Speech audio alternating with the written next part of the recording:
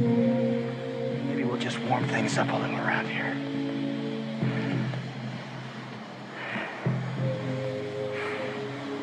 We're not getting out of here alive. But neither's that thing.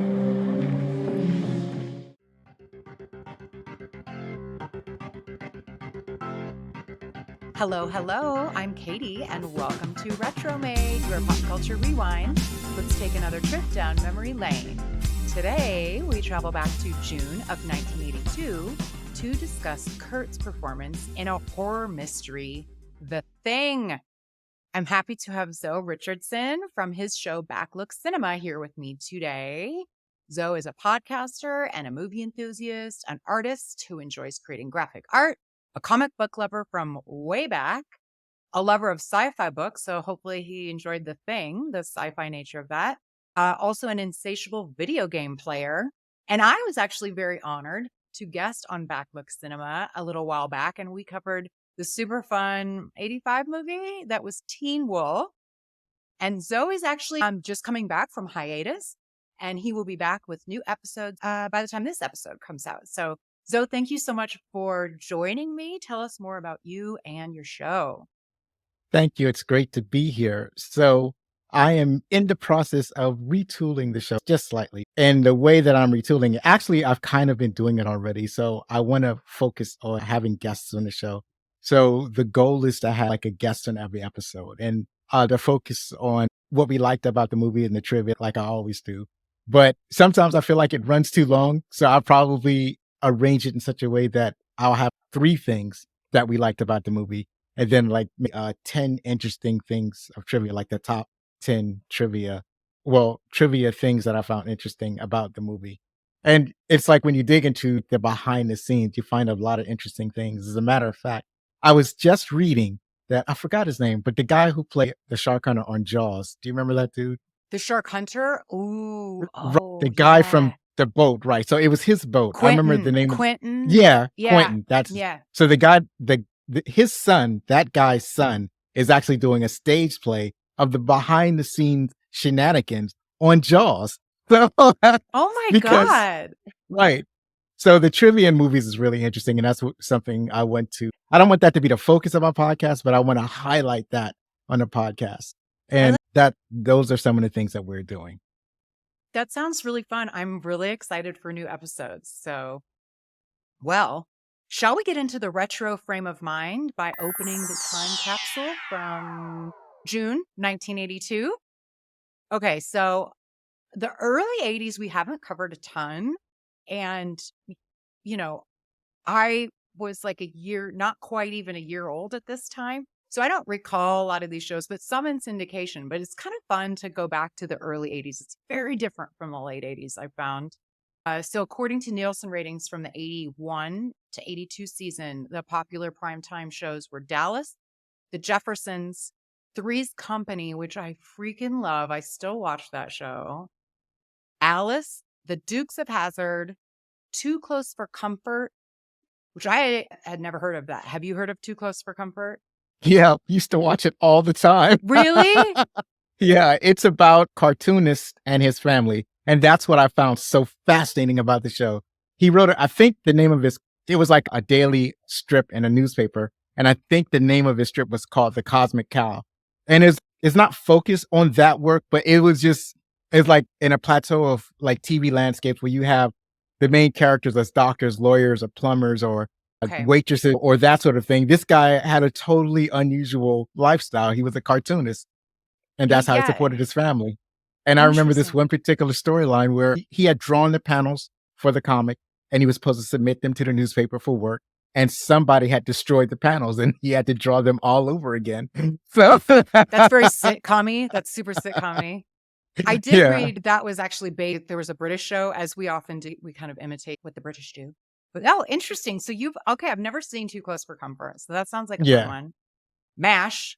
Did you watch MASH? Were you a MASH person? Yeah, I don't know if I was a MASH person. I knew that when the theme song came on, it was time to go do something else. I was like, oh, my time for watching TV is over. And I watched some episodes sometimes. It was like, I would watch it and I would enjoy it, but I wouldn't watch it on purpose.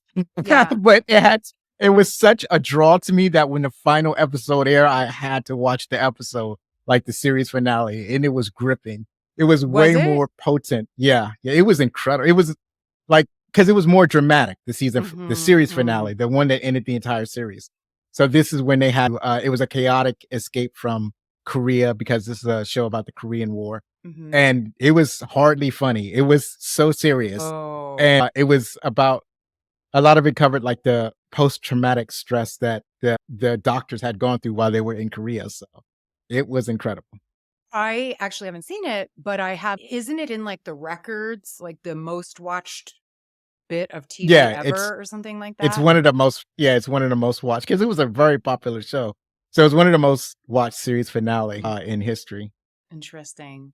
Huh. Okay. Also popular at this time was One Day at a Time and Archie Bunker's Place. So those were the top shows. Were you into the Dallas, like the soap opera ones? Did you watch any of those Not ever? That's one of those things where if I seen them, it's only because somebody else was watching. So my mom Yeah. was watching, or my grandparents are watching, or something like that. I'm not watching it. It's just Yeah. happens to be on TV, and I don't want to get up and go to my room, so I'm going to watch this. And I watched enough of it to get caught up in Who Shot JR, but I couldn't tell you all of the characters in Dallas or Falcon Crest or any of that. I just knew that they were on, Yeah. and I had to watch because they were watching it. The Who Shot JR. I've never seen Dallas, but I know it's so a part of pop culture that I know that's from Dallas. Yeah, it's Right. crazy town. And I never watched. So Three's Company and The Jeffersons are two shows that were super popular at this time that obviously I didn't watch when I was an infant. But those are two shows that have really found a place in syndication. They're both on all the time, and that's how I've seen those two. Yeah, it's funny with the Jeffersons. I used to always think that it was in syndication. I never knew that they were new episodes by the time, or maybe it was because it was 1982. I think Yeah. I was watching those shows like the Jeffersons forever, Mhm. and Three's Company. That's a trip because people say things like, "Well, a show like that can't be made today," and I think a show can be made like that can be made today, but it'd be a lot of like pushback and controversy over that show Mhm. because it was pushing against a lot of cultural taboos at that time. That's true. And so it was and that's what made the show funny. It was basically based on the culture of the time, on the time when they would have female only housing and the guys trying to, and there was another show like that starring Tom Hanks, Bosom Buddies, but that's an That older show. It And these actually it ended that the finale of that show is in 1982. Bosom Right. Buddies. So Yeah. Bosom Buddies is about guys cross dressing so they can get affordable housing. Three's Company is about a guy pretending to be gay so he could live with two women so he could have affordable housing. So it's Crazy. incredible.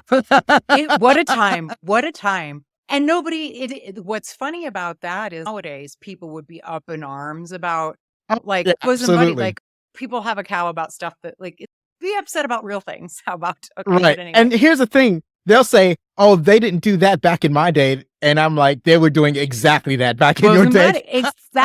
Exactly. There are so many examples of it. I know. I Right. could go on. But yeah, let's see. So also what ended, it's interesting. Like I do feel older than I am because I remember watching reruns of WKRP in Cincinnati and that ended in Yeah. 82. Like its finale was in 82. Like it ended in 82. That's crazy. Also ending in 82 was Mork and Mindy and Laverne and Shirley. I'm very familiar with all of these shows. I never watched them, but obviously they ended by, basically when I was born. Yeah. I feel like I watched all the sitcoms because most of the shows you have named so far, I watched those. Oh, sitcoms are my jam and the 80s. So do you have any guesses of some sitcoms that started in 82? Any No, guesses? not a clue. Well, you're I'm going to bad love with it. time. Okay. Cheers started in Ah. 82. Family Ties and Silver Spoons. Also Knight Rider, but it's not a sitcom. But I feel like this is kind of the advent of the ultimate sitcom decade, like we're Yeah. moving away from some of these like soaps and stuff like that. Yeah, that's when they had Must See. I don't know if they called it Must See TV, but it was something about a Thursday night. NBC had a slogan because they Oh, had yeah. this Thursday night lineup. And- Everything. Yeah, you're right. Oh, Thursdays were the best. Yeah. That's when I think the lineup was The Cosby Show, A Different World, Cheers, Mhm. and couple other shows. I felt like I watched them all. You have a really good memory. Me too. Most of the episodes I've done so far have been more like mid or late 80s or even early 90s. So like the same like Cheers and Roseanne and the Golden Girls, like, and the Cosby Show, those are like mainstays in the top ratings. But so since this is 82, it's a little different, which is a nice little refreshing change. Right.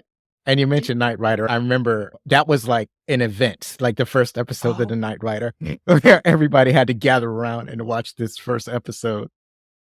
oh, and that's what's his face? David Hasselhoff. Is he Knight Rider? Yeah. Or is Knight Rider the Yeah. car? Who's Knight Rider? Knight Rider refers to the character that David Hasselhoff plays. His name is Michael Knight, so they call him the Knight Rider. There's Got a it. play on the time of day night and his name Knight, Oh, and he works for the Knight Foundation. And a lot of bit to the lore. The car was like an advanced prototype of basically an AI operated, self-aware automobile, and they go out and ooh, fight crime. Yeah, so that that's actually, Knight Rider, and we all loved it. I can see guys, boys really liking that. Yeah. Yeah, My that aunt tracks. my aunt liked that show too, and I Well, was surprised. well, or maybe are there attractive people in it? David Hasselhoff was probably like pretty to look at. It's hot. It's Yeah, all pretty people. pretty people. So there's something for everyone always. Right. Were you a Saturday morning cartoon kid? Yeah, that's the only time I willingly got up early on Saturday morning.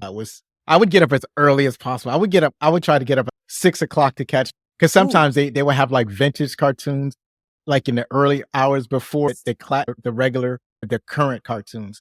So I remember getting up early to try to watch something like Felix the Cat, or I don't know, some old Spider-Man cartoon, like from the 1960s Spider-Man. I would try to get up early to watch those, and then the regular cartoons would start.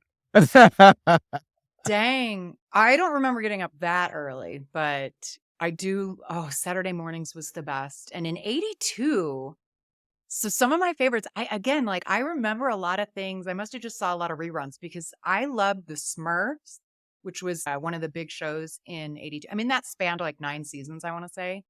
Yeah, yeah. Um, and then also Shirt Tails. This is the first time Shirt Tails has come up. So 82. Do you remember the Shirt Tails little No, I don't. animals? No? Okay. Yeah. And then on Sundays, Captain Kangaroo. Did you ever watch that? Yes, I watched a little bit of Captain Kangaroo until I felt as though I aged out of it. Okay. But What were I some of the, definitely watched. what were some of your favorite cartoons? I don't know when they came out, but you mentioned a lot of them on the show. So there Yeah. was the Okay. Transformers, Okay. Spider-Man and his Amazing Friends, and then that was paired with the Incredible Hulk. Oh yeah. And then there was like the Bugs Bunny Roadrunner, Yeah. like 90-minute Package. cartoon. Yeah. Yeah, yeah. And there was, I mean, I was watching that all the time. And then there's Hanna-Barbera Laugh Olympics, and that's always fun. Yes. I love all the Hanna-Barbera stuff, all their cartoons. Like I'll watch anything. Yeah. I love it. Right, Yeah. right. I liked a lot of the 60s stuff. Flintstones was one of my favorites. I don't think it was they had like spin-offs, like the baby versions and stuff like that. And they weren't as good. Yeah, But right, right. and then there's That was actually, I would just, that actually aired, when it originally aired, that it aired in at nighttime, at, what do you call it? Prime time. That was prime time television. the Flintstones. Yeah, yeah.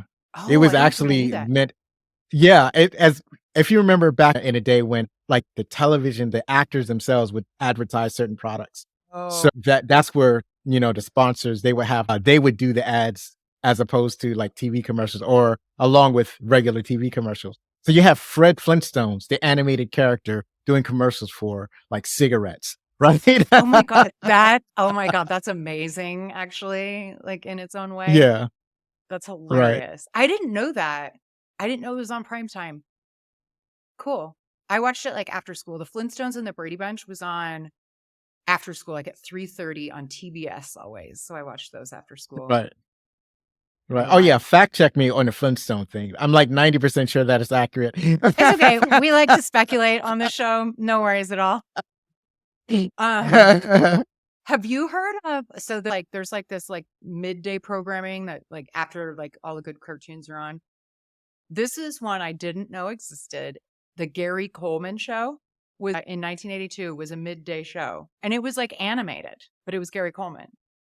Oh, I Have may you have heard seen of a little that? bit of I've probably seen a little bit of that. Like a lot of celebrities had cartoons. MC Hammer had a cartoon for a little while. Mm, The Jackson 5, obviously they had a cartoon. yeah. The Globetrotters had a Oh, cartoon. the Globetrotters.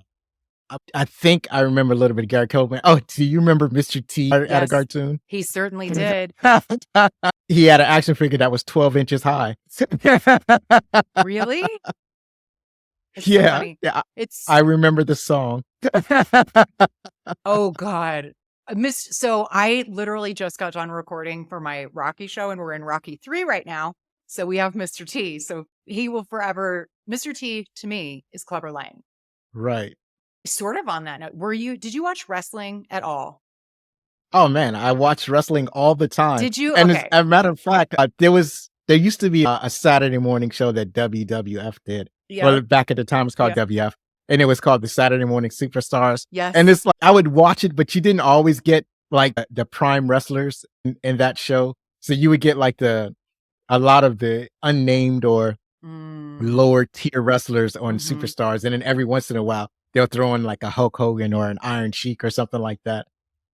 But I don't remember there being a whole lot of the big name Oh. wrestlers. Oh, also they also had a cartoon. Yeah. Oh my God. There was cartoons in the 80s, literally everything. And I did in doing the show, I learned that a lot of things like lasted for half a season or something but they would Yeah. try anything, see if Right. kids would watch it and buy cereal in the commercials or whatever. Ways Yeah. they were trying to sell us. But yeah, I was all about wrestling. Who are your wrestlers? At all, but also like early 80s is very different than like later in the decade. Right. I don't remember the time frame, but Okay, no worries. like I started off with Hulk Hogan. He was a big draw. I was drawn in just like everybody else was. And then later on, it's like the Junkyard Dog and somebody like, and then there's like people that I didn't know that I enjoyed watching because I loved to hate them so much. So there was somebody like Macho Man. And it's like, he was so bad. I hated the Macho Man because he was like everything against everything I stood for, but he is so entertaining. I didn't realize until I watched this YouTube clip and he was doing this thing with, those little cups of cream that you put in your coffee that you Oh, get yeah. at 7-Eleven. Mhm. He was doing this speech in his promo about the cream of the crop. He's being interviewed by Mean Gene Oh. Okerlund. And he was talking about, I'm the cream of the crop. And he was taking these little cups and he was putting them all over and he's trying to put it on his shoulder. He's trying to put it on top of Mean Gene's head. And he's and the little cups are falling. And he just producing these little cups of cream, putting them all over the place while he's talking about how he's the cream of the crop. Oh my God. And then there are other ones like Undertaker. Maybe he was like the Ooh. early 90s, but he was Yeah. definitely one of my dudes. Yeah. And then there were the Rockers, who I believe came in the late 80s before they broke up. And the guys with the face paint, like Sting, and Oh you yeah. had Sting, you had the Road Warriors. I was struggling Mm-hmm. to remember their name. You had all of those guys. You had the Harlem Heat. Love those guys. Oh, I don't know the Harlem And Heat. well, you probably know one of them. It's goodness, I'm forgetting everything. You got me on the spot here. Oh, I'm losing no, memory. you're But- remembering a lot more than I do. right. So Harlem Heat was a black tag team who purportedly from Harlem, but in real life never lived in Harlem. Go. It was gosh, I can't remember. I'll remember later on. And then with Harlem Heat, they started in WCW, and then after actually they spent almost all of their time in WCW, and then when WWE bought WCW, Mm, some of the wrestlers, including Harlem Heat, went over to WWE. okay. Booker T, I knew I was going to remember. Yeah. So You're right. Book- I do know. Booker T is somebody you would know, and the other one, his name goes in and out of memory. Okay. Then one of my favorite wrestlers of all time from that area, at least late 80s, early 90s, that was the Ultimate Warrior. And I used to love watching the Ultimate Warrior. Apparently wasn't everybody's favorite wrestler as far Like as the the people who wrestlers? actually had to work. Yeah. The other wrestlers. Right. As a matter of fact, they hated him so bad that they came out with this video on the Ultimate Warrior. That's This is long great. after he That's left. great. Yeah. And then like later on, it's like they made a men's him, the Ultimate Warrior and WWE. So they came out with like an alternate video series that kind of praised the Ultimate Warrior and his exploits in wrestling. And then I forgot about Andre the Giant. Obviously, Oh, he's yeah. definitely one of the main men. And I'm forgetting a whole bunch of wrestlers that I used to love. The Sid Vicious. I mentioned Sting. He's just a great big Viking looking dude. And he almost Oh, always has short hair. There's also the okay. Steiner brothers. I The love the Stein, Steiner yeah, brothers. yeah. Dang, you have a really good memory. It's so funny. Wrestling, the vast majority of my guests have been men. And even though I'm a girl, I remember watching wrestling, but wrestling must have been such a thing that like Right. every man that I've talked to was into it. Yeah. Yeah. It's just a male soap opera. It's just fun I to like watch that. them. And it's like it's so different now. Back when I was growing up, we used to think it was real. Yeah. And and then you would get into we'll call them conversations with people like, well, wrestling isn't real. It's like, here it is, right? Your team sucks. Yours does. Yeah. But and then later on that all changed. But Mhm. it's different looking at it now than when we thought that was real. Agreed. I mean, I obviously don't follow it now, and some people still do. I just can't imagine it being as fun. Like just knowing, I don't know. Well, I I still catch the occasional match. See, the drama is still there. Okay. Like the storylines are still there. And that's all we were really following I were know, the but you know storylines, that it's even all back in the day. like it's all We just, the you know only what I thing we mean? know, right? The only thing that we know is that it's predetermined. So what you understand is that now you're watching a bunch of stunt performers perform stunts. So the stunts that they perform are fascinating. And I Yeah. like it today because I there hear are so that. many more women wrestlers now, and Mhm. they are fantastic. So one of my favorite is Charlotte Flair. She's the daughter of Ric Flair. I hear And she's really good, isn't she? she does one of my favorite finishers of all time.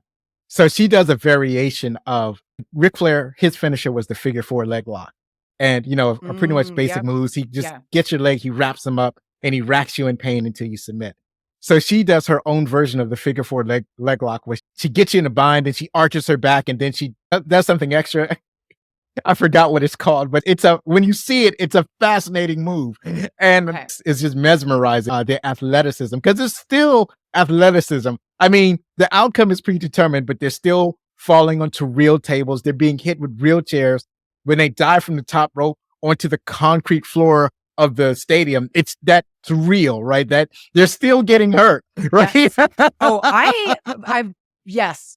I very much appreciate that it is real and it does take talent and it's a lot of Right. yeah, to your point. I just like So the that's storyline bit. I'm like, well, if you know that it's just like, I don't know. it's That's but the it's part. fun. It's entertaining. The reason I haven't been watching, but but my son still watches a lot. So I get Okay. hints of what's going on in wrestling. So Okay. one of the recent storylines is Rey Mysterio Jr.'s son is in wrestling, Dominic Mysterio, Okay. and he's a heel, and he's joined a heel group. So as groups tend to do, they'll beat up on Rey Mysterio or something like that. So there's tension between Rey Mysterio and his son because Rey Mysterio doesn't want to fight his son, but his son wants to fight to prove that he's a man. And it's a whole big thing. Okay. That's I the can see nice that. storyline to follow. There's another nice storyline that happened where you had, oh shit, I forgot name. I'm forgetting names now. So there's this group where you had the world champion and his brothers were with him, and they're from like the islands, Pacific Islanders. Mhm. And he's been wrestling for a very long time. Roman Reigns.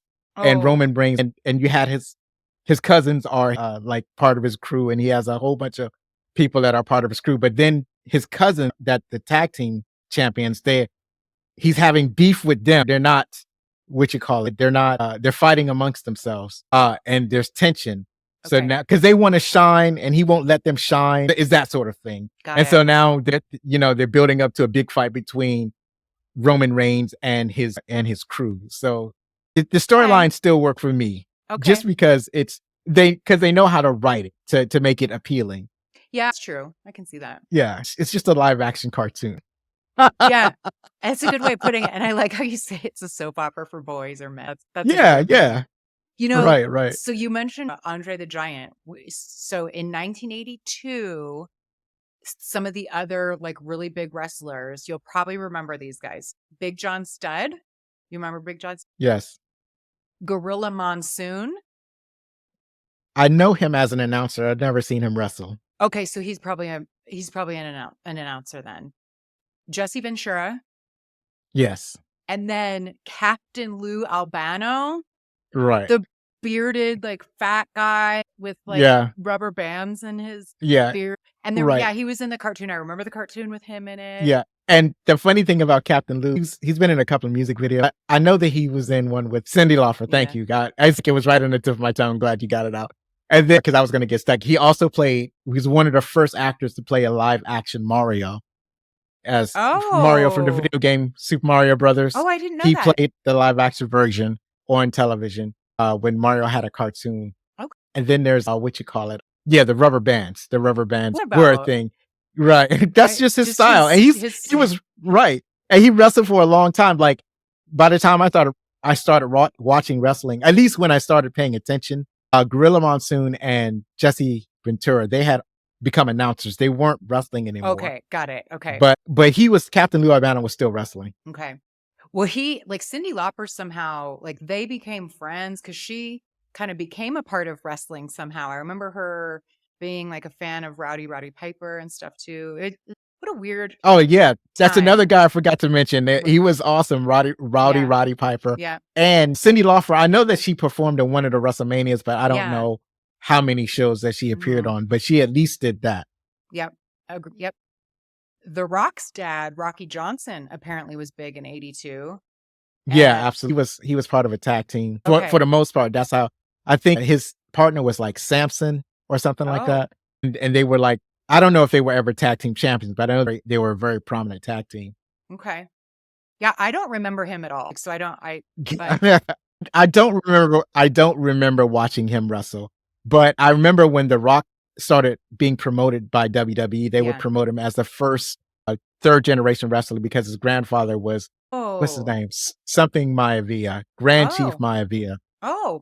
When The Rock first came on, he called himself Rocky Maivia. So Maivia was for his grandfather and Rocky was for his father, Rocky Good Johnson. to know. Good to know. Also, Mr. Fuji. Yes, I remember Mr. Fuji. He was a manager though. I don't think he was Okay. a wrestler. Yeah, these are just people in wrestling. Right. Yeah. And then Sika, Sika, Sika. I don't remember him. I think he was I like a don't. warrior-esque. Nope. Yeah. Doesn't. Okay. No, don't All got him.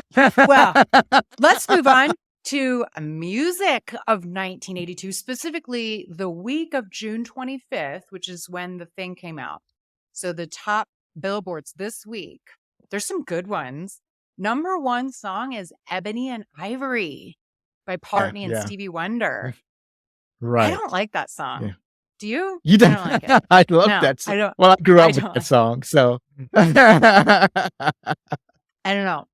And Paul McCartney's had some great collaborations. So he did some with Stevie Wonder, he did some with Michael Jackson, Oh, yeah. and some other people. So, but yeah, I always like that song.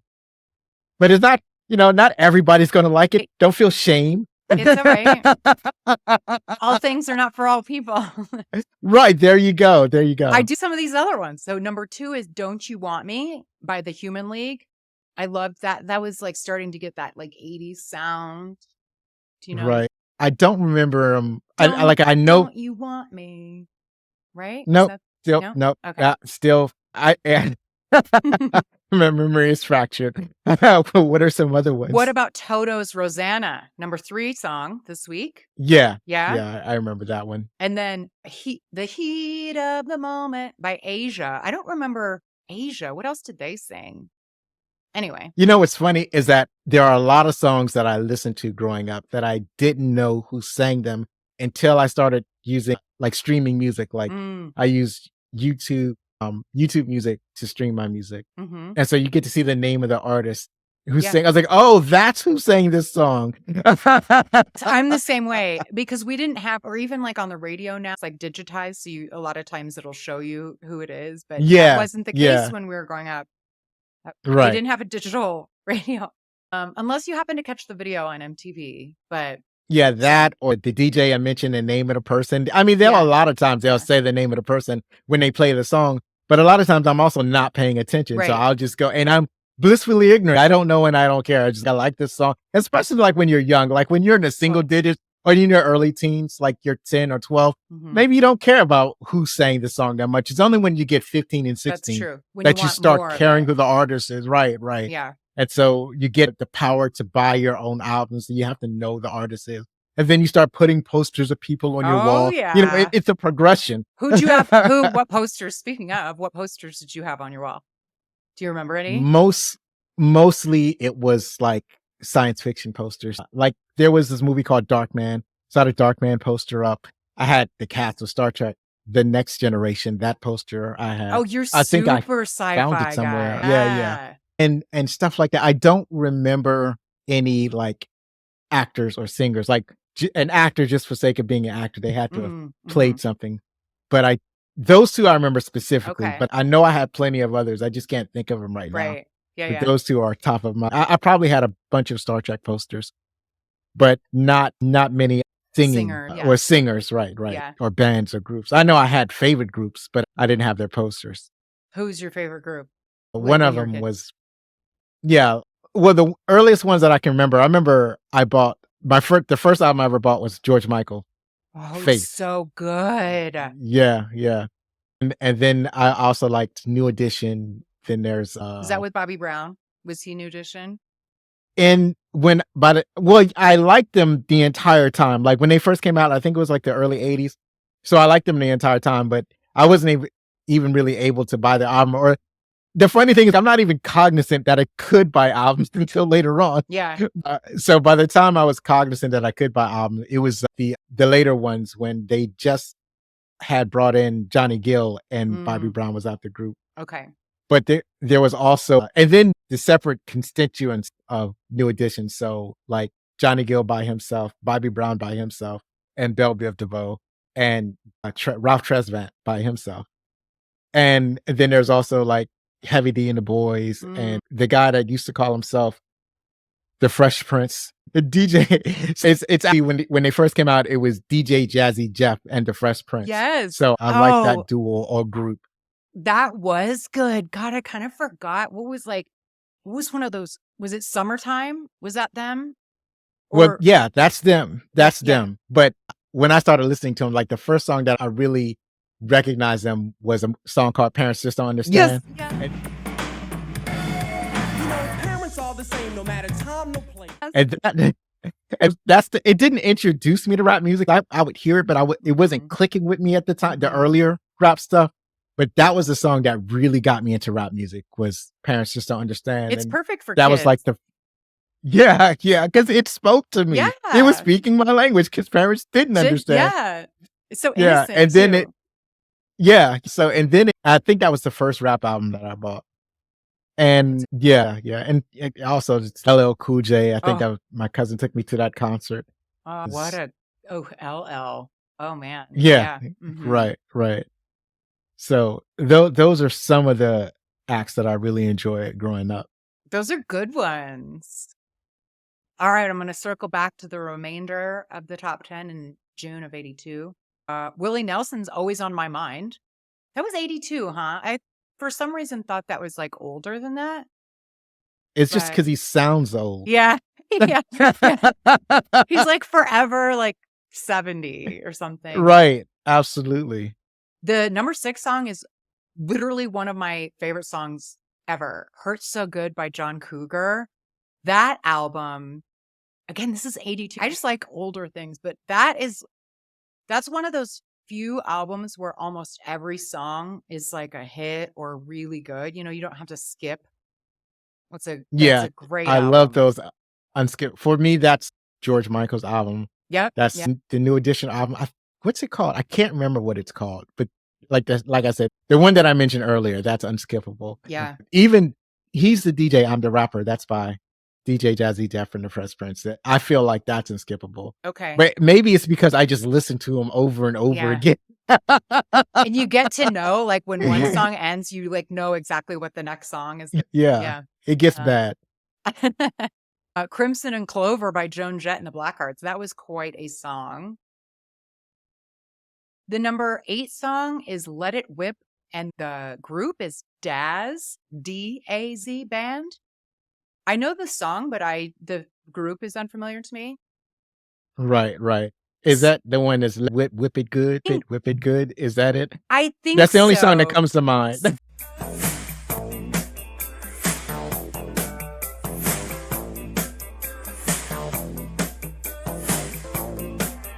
Yeah. Well, I think that's right.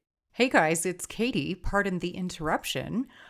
Clearly we were wrong. So I just thought that I would add that in there. Not at all the song we were thinking of. Totally different, but still recognizable. The number 9 song, never heard of the group. The group is called Juice Newton. Or maybe that's a Okay. person. Never heard of that. The song title is Love's Been a Little Bit Hard on Me. I feel like I know that. And then number 10 is The Other Woman by Ray Parker Jr. The only reason I know Ray Parker Jr. is because I think last episode he sings Ghostbusters. Right. That's the only reason I know him. I don't know Yes. him from anything else. My guest and I, we thought he was a one-hit wonder with Ghostbusters, but I guess he broke the top 10 again with The Other Woman, which I don't know. But yeah. Right, right. That's Ah. the problem. Nobody knows that, So he or nobody really remembers. He's not known for that one. Right. You know, fame is a fickle thing. boy, isn't it? Mm. So there are a few things that were happening in the world. June 1982. General Efrain Rios Montt, probably pronouncing that horribly, declares himself president of Guatemala. That sounds familiar. Somebody just declaring themselves president. But There's actually a film about somebody like that. We call him Napoleon, and he declared himself president once. Have you seen the trailer for that? I haven't. It's a new, like it hasn't come out yet? No, it hasn't come out yet. It's a film by Ridley Scott. It Ooh. stars Joaquin Phoenix, and Joaquin Phoenix is playing Napoleon. Ooh, that's so going to when be you get good. a chance, Ooh. when you get a chance, it's tantalizing. So go watch that. He's the trailer. good. Yeah. Anything he does is good. So I'm going to definitely check that out. Argentina surrenders to Great Britain, ending the 74-day Falklands Islands conflict. I feel like I remember hearing about that, but yeah, that happened in June. Same. Heard about it. That wasn't interested. This one you'll have heard about. You know, there was an attempted assassination of President Ronald Reagan. Well, his would-be assassin, John Hinckley, he's found not guilty of that 81. So this is 82. He tried to shoot the president in 81. He's found not guilty by reason of insanity. So his trial, I bet that was a big trial. I think that he's actually insane. I probably heard about it at the time Okay. too, but I believe it. But being found guilty by reason of insanity is actually worse than being just found guilty. Right. Because if you're found not guilty by reason of insanity, you still get locked up. It's just that ostensibly you're locked up until you're cured, like you sent in for treatment, but you might never be cured. They might never say that, okay, you're cured now. And then when you get cured, then you can be charged and held and you can be given another trial. That's right. Yeah. But the problem is being found of sound mind and body, like being declared sane once you're committed in the institution. That might never happen. So you're just stuck there. Indefinitely. Just there. Right. Indefinitely. Mm-hmm. So that's the problem with being declared not guilty by reason of insanity. Yeah. Good point. Really good point. The 4th NASA Space Shuttle mission, Columbia 4, launches. That maybe was like a lesser known one. Baby William of Prince Charles and Diana, Princess of Wales, is born. So I am older than William. I don't think I realized that. He was born in 82. Right. He maybe looks older because he's got that receding hairline. Poor William. Yeah. Yeah. And then some huge movie releases. So The Thing, in addition to The Thing in June, so it was number 7 at the box office. Some other big releases, a couple would be right up your alley. E.T., one of the biggest movies of all time, probably. It's one of the few movies that I saw at the theater. Me too. And when it re-released, I saw it at the theater. Because didn't they have an anniversary re-release? Yeah, they did that before most people had cable. So there are many movies that were constantly re-released. So one of those was Enter the Dragon, Another one of those is Star Wars. Another one of those Mm. is E.T. Okay. But Some good ones. I saw it. Yeah, I saw it when it first came out. At least around that time. I How saw it old in were you? 1982. Must have been Oh, really little. s- Like, yeah, 10 or 12. okay. Whatever 1982, whatever 1982 take away 1971, Okay. whatever that Got answer it. Got it. is. Oh yeah, but yeah, I remember that's one of the few movies that my mom took us to see, and I remember being late because she's permanently on Black People Time, I so I never. I would have been pissed I, though. I don't want to be late well, I for, didn't. yeah, See, it's not. It wasn't something like not. I was anticipating going to the movies. I don't think I had any idea what I was going to see. that's It was just true. excitement of going to the movies and then getting there, and the credits have already passed, so you already know that you're late to the theater. But it's funny, right? Because I've never seen the beginning of E.T. Oh my God. Actually, your mom probably planned that because if you're late, you don't have time to stop at the snack bar. So that way you don't have to buy your kids snacks for the movie. Well, she wasn't going to do that anyway. Oh, It's not like she had to cajole us or fool us or anything like that. It's like we're just going in the movies to eat. And I'm not sure if we had snacks or not. I don't remember eating popcorn. Maybe we didn't. I don't remember. But I've cultivated a habit of not eating popcorn in the theater I because don't I'm either. kind of I'm not a, rebellious like that. I'm one of the, I'm glad. Oh gosh, there's another one of us. I am not a popcorn person either. Like I Right, remember even when I did go to the theater as a kid, I would get like Milk Duds or something, right. or like Yeah, the Mike and only time I would Ike's. get like popcorn or soda is that if I'm with somebody else and they have to have Hmm. popcorn or soda. So it's like, okay, I guess we're getting popcorn and Hmm. soda. But I try to avoid it, especially if I'm going to the theater by myself and I don't touch the stuff. Better not to. I think the movie popcorn, that whatever the butter business they put on it, it can't be good for you. No, none of that is, but it's good. I mean, it's delicious. It's passable. I can eat it, but I'm not if I can help it, I don't. Mhm. It's like I'm offended by the pricing. Oh, right. You can always sneak your own snacks in. You could do that, but it seems to me like my logic has always been that if I can go there and pay like a reasonable price for fast food or whatever, or if I can eat at home before I go to the movie theaters, I can not eat for 2 hours and be fine. Right. Right? Yeah, you're not going to die. I know. But it Right, is, right. for a lot of people, it's kind of part of the experience. I'm Yeah. with you, so I don't need it. But what's becoming more popular, and I obviously like movies now are way different. And I go to Mhm. movies so infrequently. Like it's been over a year probably since I've been to a movie theater. But I like the Cinedigms now because you can order a meal and it's like regular restaurant pricing, Yeah, You yeah. can order a meal or a beer. Like I'll do a beer or a glass of wine. Like that's more my jam. And it's not like $40 for a glass of wine. It's like a regular, Right, however much you right. pay at a restaurant normally. So I kind of like that. Yeah, I've been to one. I think it was like an AMC or something like that, but I went to a theater like that serves you after you order. Because I went and I ordered food. It's like, oh yeah, just go inside. We'll bring it to you. It was like, oh, it's like that. That's nice. Yeah, And it is. so it is nice to do that. I actually just went to the theater a couple of times. So a few weeks ago, I went to see Into the Spider-Verse, I think it was. Mm. And then I think no, it's Across the Spider-Verse. So I saw that in the theater. And I'm fuzzy on the details if I've seen anything else between that and a movie that I just saw last week. I saw Man on Fire. No, I'm getting my movies mixed up. I saw Equalizer 3, completely different movie. Wait, is Denzel Washington in that? Yes, it's He- Denzel Washington. okay. Equalizer 3 is the third in this series. He plays a badass assassin and he kills people.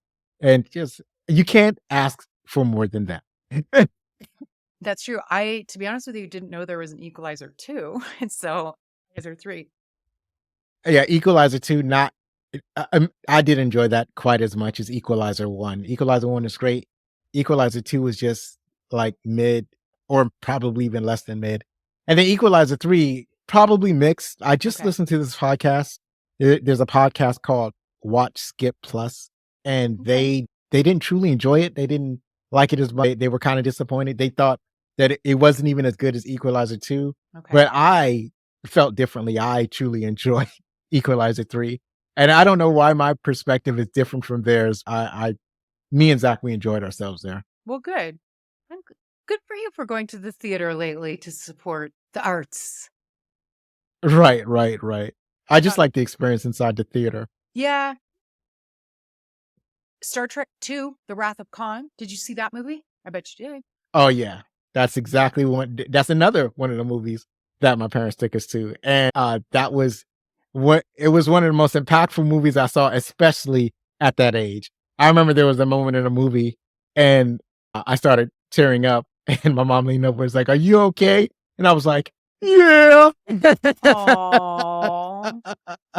I have not seen that, but I would Oh my imagine. god. I know. Listen, you're gonna hate me. I'm not a sci-fi person. No, I don't hate I you. It's not, yeah. but I think that you would like that one. It's Okay. well, actually, you would like that one, and you would like Star Trek 4: The Voyage Home, because Star Trek 4 is much more grounded because they go to Earth. They actually go to the past. They go to 1984 or whatever year it was, that current Oh. year. Okay. And so you would see it from a different perspective because now you're looking at a film that's in the past, set in the past. So all of it's not a set that they're on. They're Yeah. actually on the streets of San Francisco, and the people walking around, they're not wearing costumes. They're regular pedestrians, I just going would about like their that. day, just happen to be caught on camera of a Hollywood production. Ooh, There's that's cool. actually some scenes where the actors like William Shatner and Nichelle Nichols and the other actors, they're going around asking regular people on the street where they can find a nuclear submarines.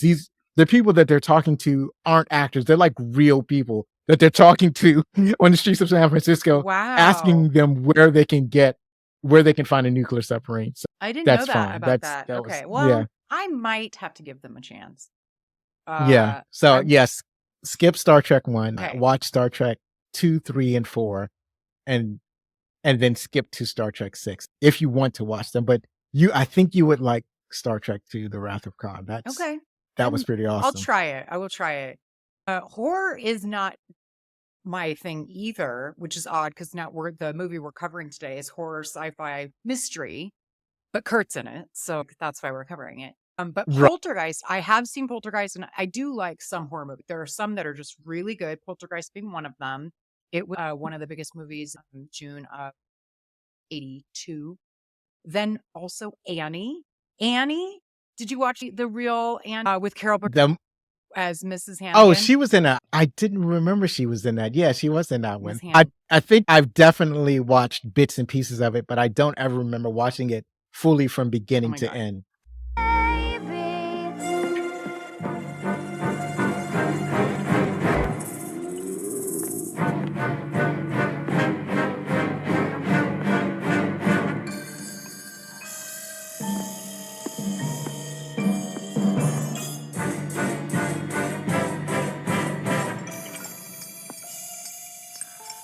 Did I hear singing in here?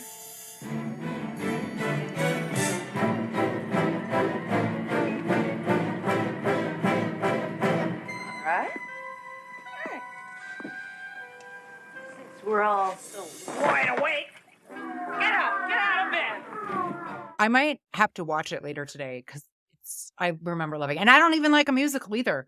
Like it's an exception at any rate. Then Firefox, which I don't know what Firefox is, but it was big in '82 apparently. And then also Nope, don't know that one. Blade Runner. I'm sure you've seen Blade Runner. Yeah, I've seen it after. It's weird because I guess when it was in theaters, I didn't know it was in theaters when it was in theaters, and I wasn't really familiar with it until after it came out on VHS or it was VHS at the time. Yeah. And the funny thing about that is people used to talk about it all the time, talk about what a great movie it is and how impactful it was. And it just never got around to see it. And so I finally watched it and I was like, hey, it's okay. That is so funny because Blade Runner and The Thing, so they both came out at the same time. But E.T., Blade Runner, and The Thing. Both Blade Runner and The Thing performed not well at the box office. And some have said it's likely because E.T. was so huge and it was more like cute and sweet and not like darker. And it was sort of like the appetite that people had was more in the E.T. direction at the time. And so at the time, Blade Runner and The Thing suffered from that, from being lumped with E.T. But later, both films are now considered some of the best films of their genre. Interestingly, Yeah. Apparently. Like, Right. even The Thing, it's like number 100 and something in the AFI or the IMDb's top 250. Right. Its IMDb rating is an 8.2. I'm like really Yeah. shocked. I am actually shocked by that. Partially because it's hard to get a high rating. Like 8.2 is Yeah. one On of the yeah. IMDb, yeah, it's very hard to get above a 7. Yeah, When you see so 8, it's like yeah, I'm a little shocked by that. And then the last movie is Grease 2, which is it's kind of dumb. It's not nearly as good as regular Grease. But all right, so before we get into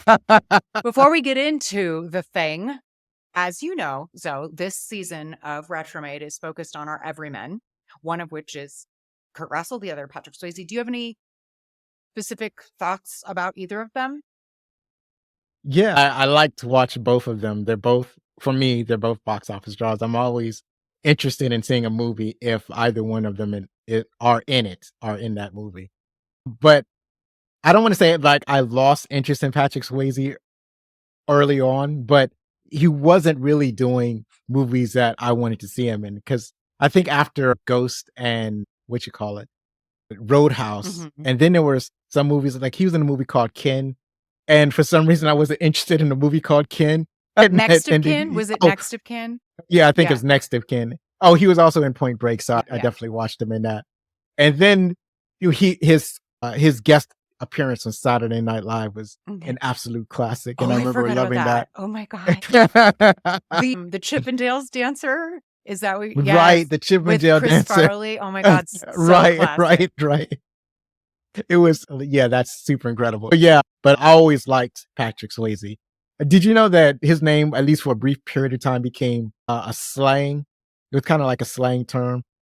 At least What? I've heard it one time used as a slang. So specifically Swayze. For what? Slang Um, for what? I have not heard this. I think that means like, it's kind of hard to articulate because I've only heard it in one instance.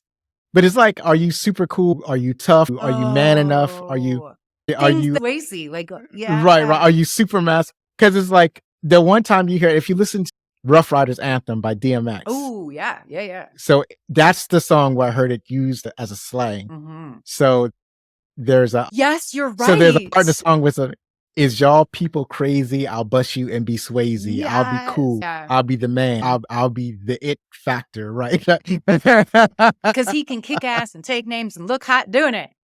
Yeah. Right.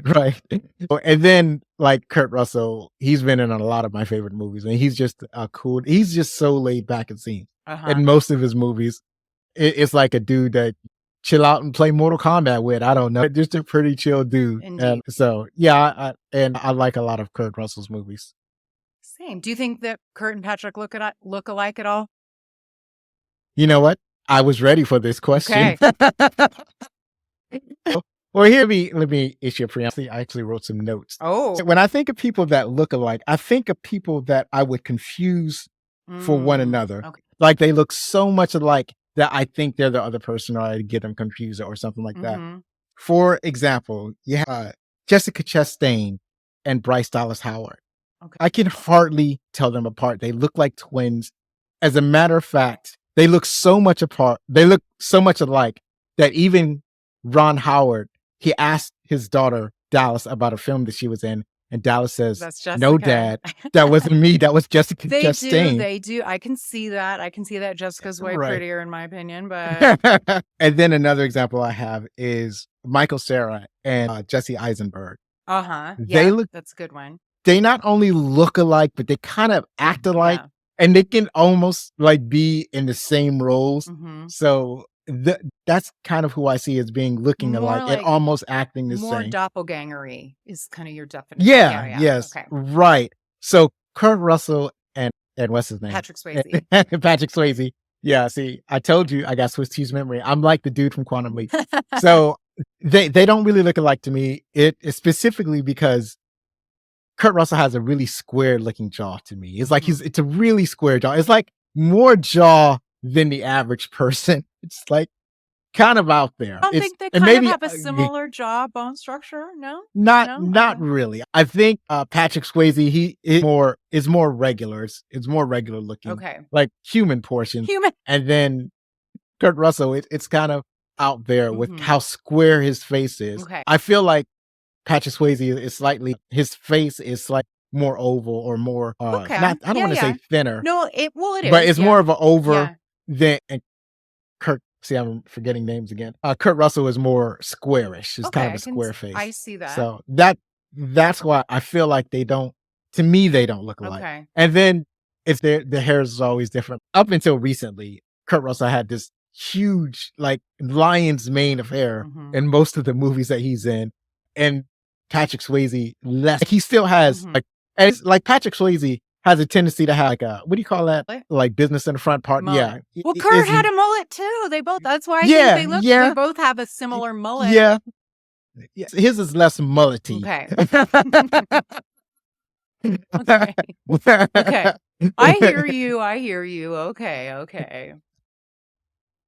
But that's all I'm saying. I couldn't wait for you to ask me that question. You were Oh, it's my prepared. big chance. You were prepared. Yeah, I was prepared. And you did come with it. So thank you for that. I'm going to keep trying. I'm telling you what, you guys. Also, I need more listeners. I have had some listeners reach out and say that they agree with me. If there are more of you out there, please reach out. Facebook, YouTube, you can email retromadepodcast@gmail.com. Please let me know. Okay. Shall we get into the movie The Thing? Let's do it.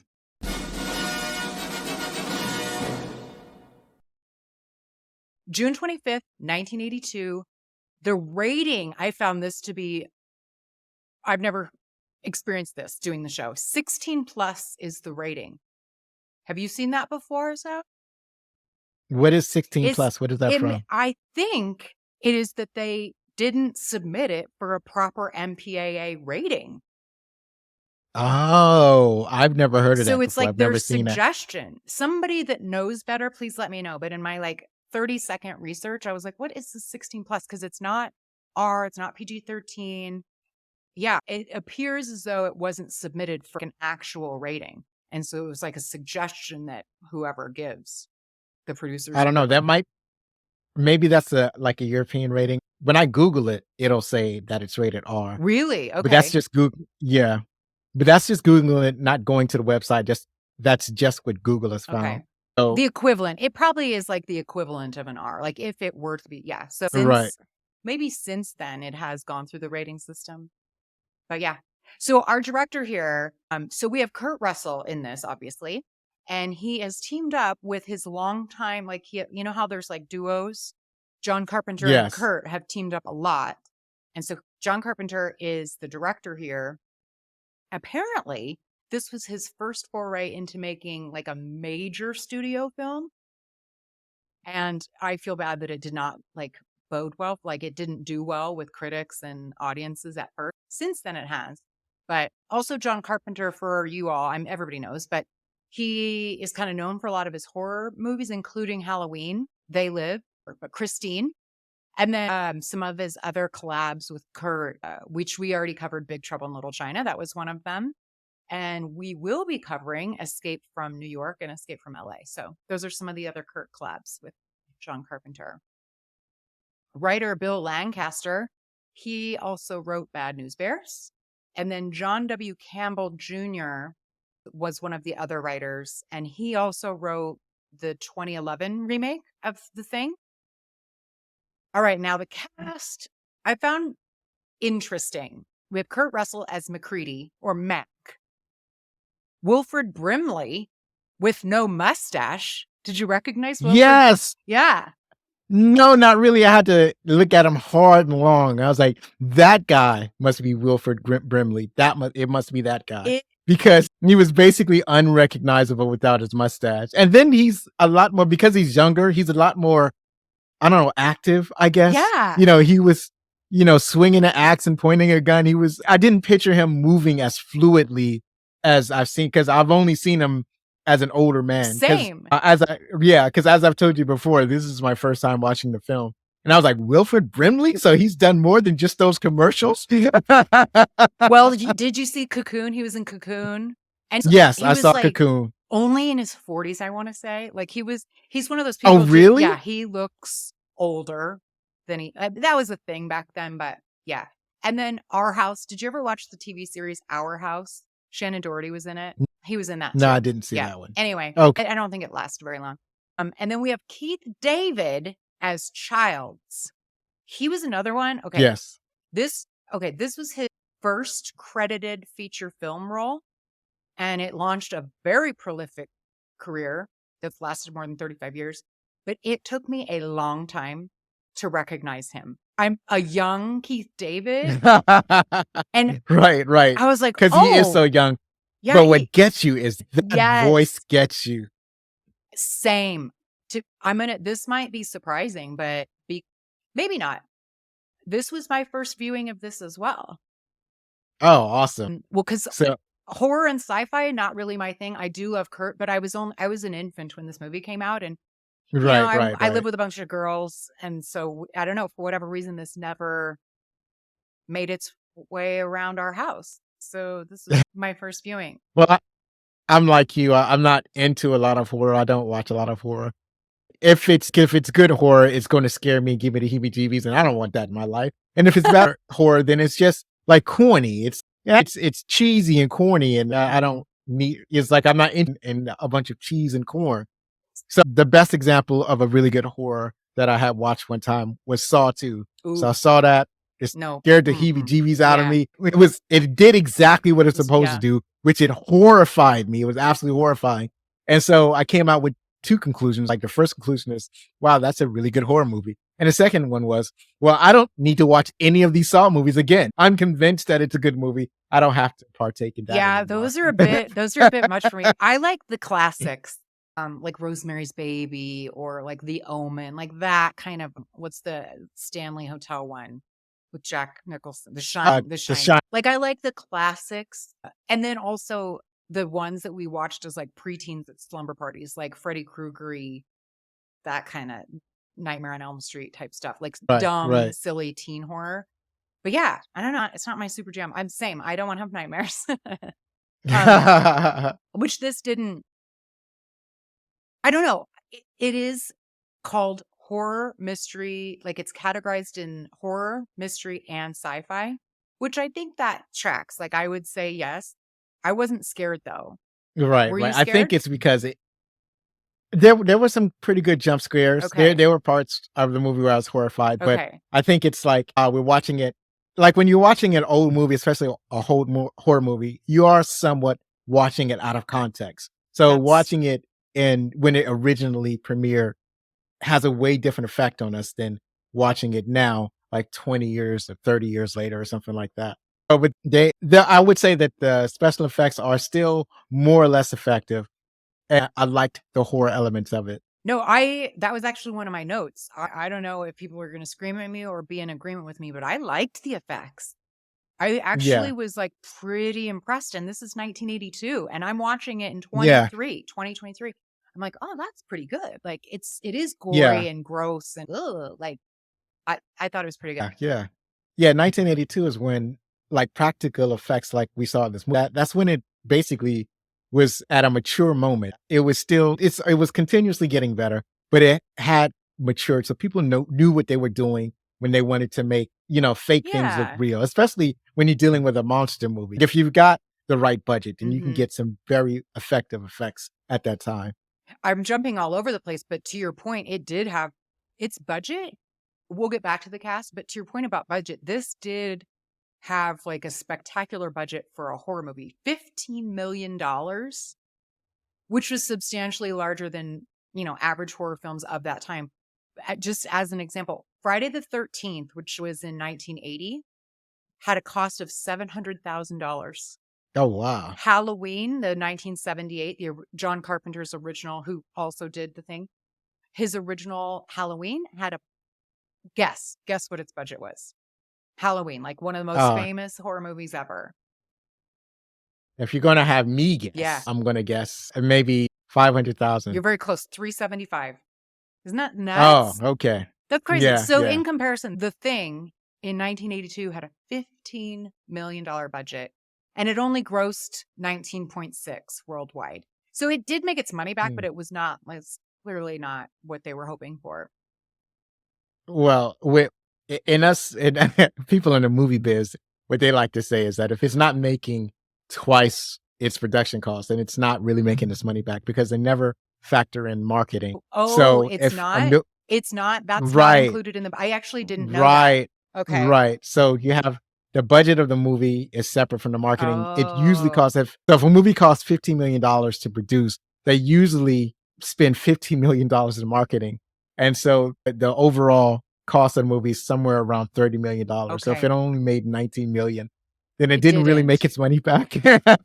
That's actually really helpful for me to know that the marketing budget is usually about the same as the production budget, or is that not Yeah, not a yeah. It's good usually rule? that's how most people factor it. Okay, Like when they're talking like about double if a it. movie is a flop or they want a movie, like doubling it will have it make its money Got back, it. and tripling it will garner a profit. So they really want.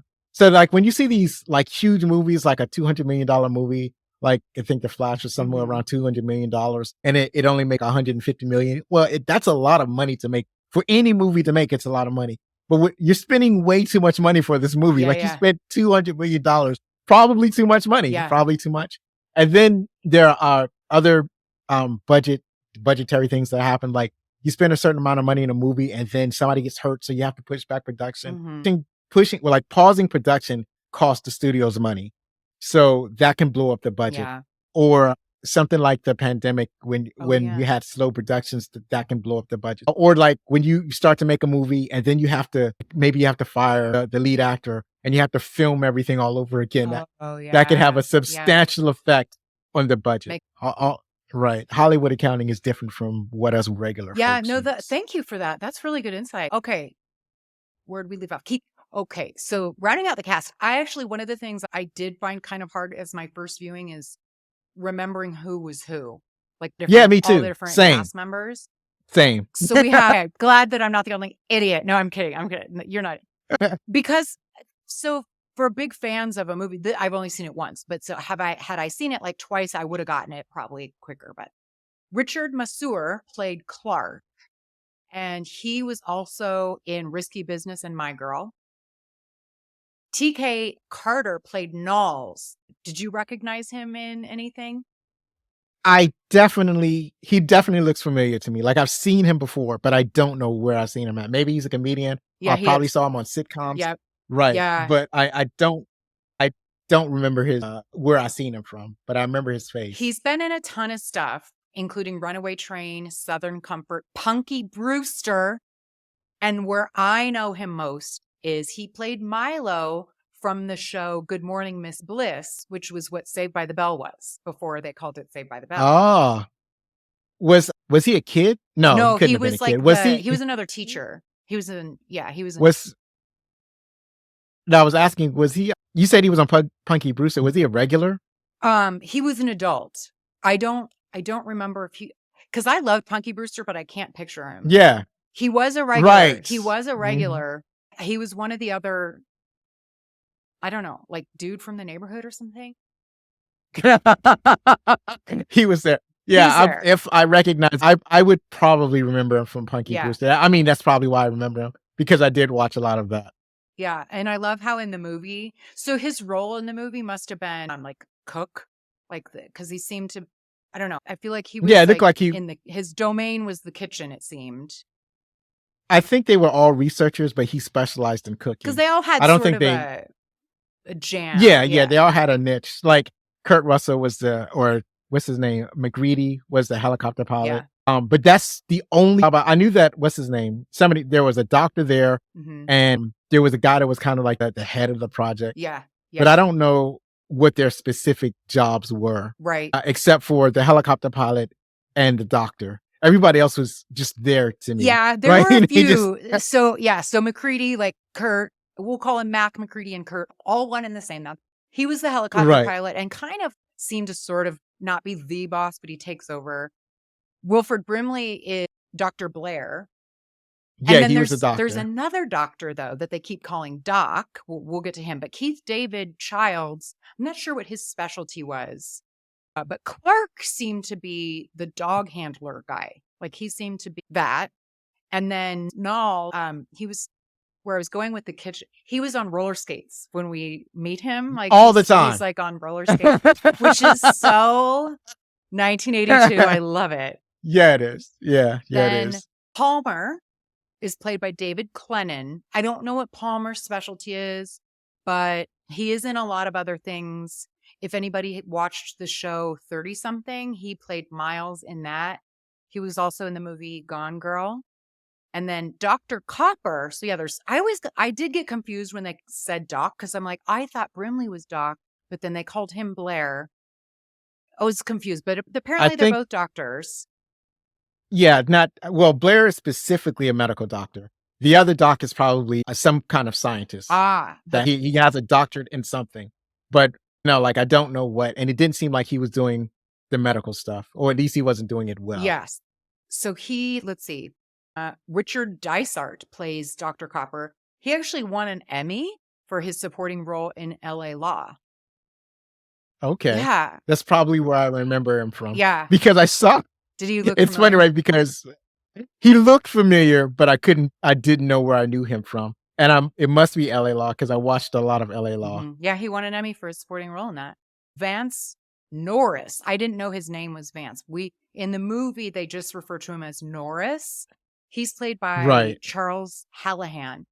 And what is so funny is I didn't recognize, because this is 40 years ago, but Right. he is familiar, and he played Bill in the TV show Grace Under Fire. Did you ever see that show?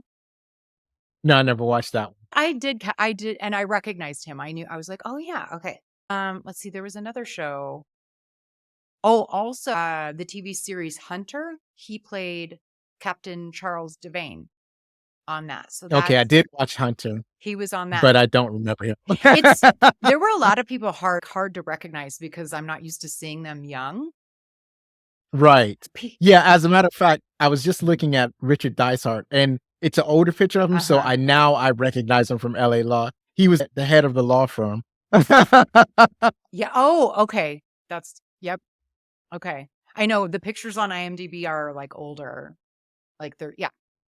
Who do we have? Peter Maloney plays Bennings, and he was in a ton of stuff, but I didn't recognize him. He's in like Summer of Sam, Requiem for a Dream, and Private Parts. What's the guy, the radio host guy? That movie that he did in like 97. Shock The Jock. Shock Yeah. Jock. That's good. I was just The talking name about is him. oh my God. I actually, Mm. I like them because they're big into like animal rescue, North Shore Animal League. Howard Stern. Oh, Howard okay. Stern. Howard Stern. There we go. Thank Took you. me a minute. Because that was going to bug me for the rest of the I know. day. My brain works the same way. And then rounding out like has Gary, who's like they refer to him as the captain. Like he's supposed to be the guy in charge, I think. Yeah. And he's played by Donald Moffat, who is very familiar face. He's known for playing LBJ in The Right Stuff and also a president in Clear and Present Danger. So he plays presidents well, apparently. I feel like he's been in a few sitcoms because this is another guy whose face is very familiar. Very familiar. But I can't tell you where I've Yeah. seen him. Those are the ones that I had heard of or I thought people would most connect with. Right. The music got shat on. Okay. The score is done by Ennio Morricone. I hope I'm pronouncing that correctly. He also composed on Once Upon a Time in America, The Untouchables, Bugsy, and received several Oscar nominations for those scores. So he's like well known for being really good. However, he got a Razzie nom for this movie, the score in this movie. What do you think about that? I mean, I didn't really pay that much attention to the music. Okay. It was, good for what it was. I mean, I didn't really give it much thought. I specifically was looking for it because I knew that he was well known, but that this score got a Razzie. And so I was trying to I'm like, okay, let me see if that's, that's warranted or not.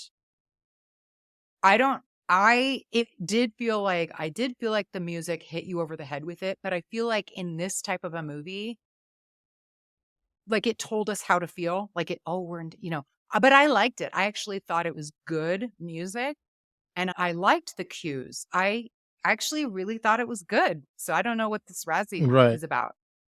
Any Yeah, I don't know either. someone else. I mean, it's tell us. just there to, it's like, it's not super iconic. It's not like something that you're going to hum along when you're in the shower or Right. something. Or it's not like you're going to hear a song from this soundtrack and think of this movie. You probably won't think anything of it at all, or whatever. But I don't think I don't know if I would give it a Razzie. Or maybe Yeah. it was just, that was just the worst of that particular year. Oh, they're right? so 'Cause don't even get me you started on didn't, the Razzies.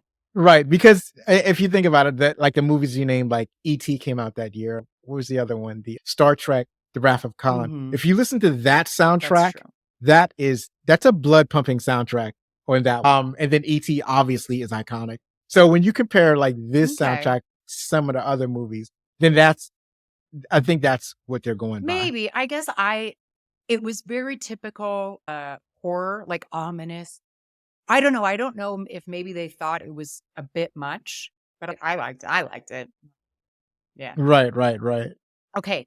So if any listeners, I actually listen to a fair amount of podcasts that cover movies that I haven't seen. I don't know, but it kind of sometimes helps me determine whether or not I will watch the movie or not. So if you are one of those listeners that has not seen the thing, or if you haven't seen it in, I don't know, 40 years, the description, if you need this refresher, members of an American scientific research outpost in Antarctica find themselves battling a parasitic alien organism capable of perfectly imitating its victims. They soon discover that this task will be harder than they thought, as they don't know which members of the team have already been assimilated, and their paranoia threatens to tear them apart. So, what did you think? Overall thoughts? Well, my overall thought was that it was starting like a lot slower than I anticipated. Mhm. Right. So I thought that it's going to start off. I don't know what I was expecting. I think I expected it to move faster Mhm. in the beginning. Okay. So that was surprising. And then the other thing was that they introduced so many characters at the same time. You don't really get to sit with them and know them. So like I got confused like Yeah. as to who was who. And then sometimes like when you see somebody who's familiar to you, but you can't place them right away, that can also be a distraction. So Yeah. with some of the people that we talked about that I've seen before, like the person who played, now what's his name? The the comedian that we talked Knowles. about. Knowles. Yeah, Knowles. So that was a problem for me because it's like I knew him, but I didn't know him from where. Yeah. So that was distracting me from paying attention to the story. But that's a me problem. That's not the movie problem. I know what you mean, though. So it started off slow, but it started, I guess, the middle of the second act all the way to the third act. That's when it really started to pick up, and I got invested in the story. But it took a while. Also, the shooting, them trying to shoot the dog, that was off. That was a little bit off-putting. It's like, why are they trying to shoot this dog? Like that's how the movie opens with them trying to shoot the dog. I'm pissed. And then right, and also what's distracting is that there are two shots. There are shots where it's like a wide shot. You see the guy leaning out of a helicopter with a rifle, but then when they do a point of view shot, it looks like he's using a shotgun. I'm like, so what is it? Is he using a shotgun or is he using a rifle? never would have picked It's like up on these two that. guns. Yeah, these two guns don't look the same. Fun fact, that guy is actually Kurt Russell's, I forget his name, but it's Kurt Russell's either father-in-law or brother-in-law. No, brother-in-law. Oh, okay. Brother-in-law, not father-in-law. It's his Okay. brother-in-law. Yeah. The opening scene, as you mentioned, I said out loud, I'm watching with my dogs, by the way. And my brain goes in so many, I don't know which point I want to start with first, but I'll start with, I said out loud, I'm like screaming at the TV, what are you doing? Why are you shooting at this Right. dog? I'm like, oh, Right. this is going to piss me off. Like immediately, I'm like, this movie's going to piss me off. But obviously, there's a reason why they're shooting at this dog. Right. And it's like, it's not like a must. Like they're in the middle of Antarctica. It's a husky just seemingly they're running on the ground. Is being chased by a helicopter. And they're shooting at, husky is like my favorite breed of dog. Is 'Cause I it? never had a husky, but I enjoy watching clips of Mhm. husky on YouTube or whatever. Huskies are beautiful dogs. Beautiful. And so he's shooting at this husky. I'm like, oh no, not the husky. I know. No, I'm just saying that he's so invested in shooting at this dog that he gets on the ground and he shoots the people the husky's surrounded by. So yeah, he's really yeah. into shooting this dog. Because the team members, like the dog finally gets to like the camp aside from that, it's just like an open snow. Husky gets to the camp and they're like, what is going on? And I also couldn't tell because they continually are shooting at this dog. And so since I know it's a horror, I'm like, are they hitting him and he's unfazed by it, or are they missing? I wasn't sure which was true, but they continually shoot at this dog. Yeah, it definitely felt like to me like they were missing. Okay. It's just like they were really well. For one thing, shooting from a helicopter, the helicopter moving, the dog is moving. So this is going to be a Hard, very okay. difficult shot. Yeah. And they're not like professional. True. They're scientists on a different research station. They happen to have firearms. And why they would have a high-powered rifle in Antarctica where there are no predators that would require that type of gun, I don't know. But he apparently was not good at shooting the dog. Yes. Or anything at that matter. Yes. Like he was aiming for the dog and he shot somebody in the leg. So he's not good. He's not good with the gun. No, well, because they're, as we find out, they are Norwegian researchers from another outpost somewhere else. The other thing I was just going to note about, I assume people feel the same way. Tell me what you think. Whenever I see a dog in a movie, like an opening scene where there's a dog, any type of movie, and there's a dog, I'm like, uh-oh, I don't like this. That dog's going to die. Or something is happening to the dog. Because otherwise there's no reason for us to be, oh, is this happy scene with this family and there's a dog? I'm like, do you feel that way? No, I don't. No, I don't always. Because it's like, it could be the dog is like part of the cast. So I don't always feel that way. I don't get a sense of, maybe if it's a horror movie, Or then like it might be something happening with the like dog. a thriller or something. Yeah. But I'm always like, no, I don't like it. Yeah, in a thriller, the dog tends to be used as some kind of Chekhov's gun. Mhm. So you see the dog in the first act and the second, and by the end of the movie, the dog solves the murder or has a key piece of evidence or Mhm. something like that. But I never really have a foreboding feeling about a dog at first when they first show up. I always do. Like even a comedy, Turner and Hooch, one of my favorites, because I love a Dog Day Bordeaux, the type of dog that's in that movie. Right. Dog dies. I'm like, I hate it. Oh, yeah, they might do something Yeah. like the dog may die by the end of the movie. Ah. Yeah, that might happen. The dog pulls your heartstrings and then it gets cancer and they have to, euthanize the Yeah. dog. I'm like, I don't want any part of this movie if there's a dog in it. Because I know it's about to happen. Now, speaking of this dog, let's see if I can find it. There is some trivia about that dog. His name was Jed. His name is Jed, and he is actually half wolf, half Malamute. That's what kind of dog the dog is, which Malamutes are very similar looking to Huskies. Sometimes it's hard to tell the difference, but this one is actually half wolf. So actually, at first, when they're shooting, I actually wasn't sure. I'm like, is it maybe a wolf they're trying to kill? I don't know, but there's no wolves in Antarctica, so never mind. Right? There's no wolves in Antarctica. Right. Okay. It's pretty much only penguins, and I can't think of anything else that's in Antarctica besides penguins. Okay. Okay. So anyway, that's who Jed is. That's the dog. And actually, he's that chase scene, the dog in the rest of the film is Jed, but the dog shown in the chase scene is not Jed. It's a different dog that they painted to look like Jed. I don't know. I'm That's not sure funny. why, but yeah. I guess he couldn't run like that. Jed couldn't run like this dog. Maybe. But everybody was saying like that he was such a good like dog actor. I don't know. As Right. far as dog actors go. Do you have any specific scenes that really stood out to you or that were your favorites? We already went over one of them, which is them chasing the dog and trying to Mhm. shoot it. And then I noted Wilford Brimley without the mustache. So that was a shocking Oh my God, scene. we're the same. Oh, also, Kurt is calling. He says, we got to talk to the Swedes. It's like, no, they're Norwegian. So He that was yeah, pretty yeah, funny. yeah. Right. He kept doing it until near the end. He got it Yeah. right. He would call them Norwegian. So the most shocking thing that we had, they came across one of the things and they had actually the whole scene. So it was kind of weird how they was trying to determine who the thing was. Mhm. So, what was shocking was that they revealed the thing so early in the movie. So that was surprising. So, cause it's like, I've heard about the movie and I've heard without seeing it and I've heard so much about it that I've kind of had speculated what had happened in Okay. it based on what I was told. Mhm. So from what I knew about the movie, I thought it would be the kind of suspense thriller where you don't know who's the monster and you didn't see the monster till the very end, but you actually get to see the monster near the beginning. When they realize there's a monster imitating them and all this kind of stuff, that's when Kurt is in control and he ties everybody up and he's going to take everybody's blood.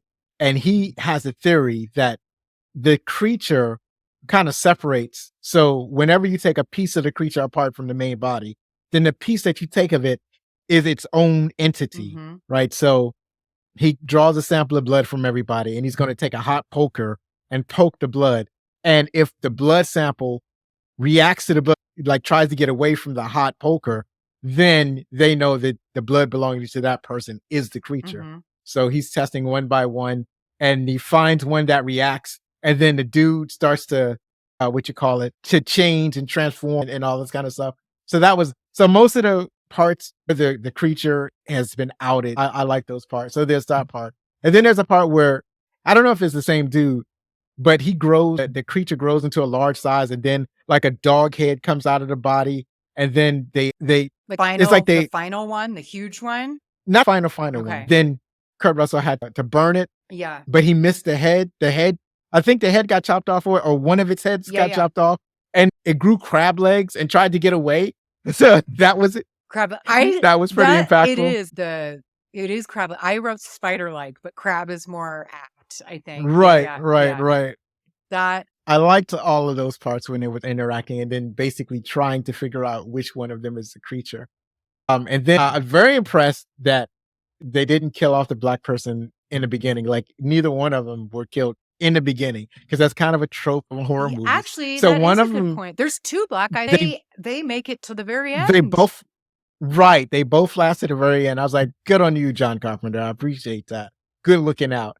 And then Keith David was actually made it all the way to the end with Kurt Russell at the end. And they're presumably they're going to both die from frostbite at the research station. That was all of that with the finale and everything and how that turned out. Those are all really exciting scenes to watch. There were a fair amount. The different versions of it kind of taking over and what it looked like was interesting, kind of cool. It was the practical effects. I did like that. Now, while he might have been good with his portrayal of black men, there's not a single woman in this movie. Right. That's true. But I don't think that there would have been women in an Antarctic research station in the 1980s. So I can understand why he did put one there. That's kind of what I thought too. However, this was technically a remake of a 1951 film, and there was a woman, or maybe I haven't seen it. So somebody tell me if it's good. The first one, the 51 version, but there's women in that. And then the 2011 version, which I haven't seen that either, which now I might have to.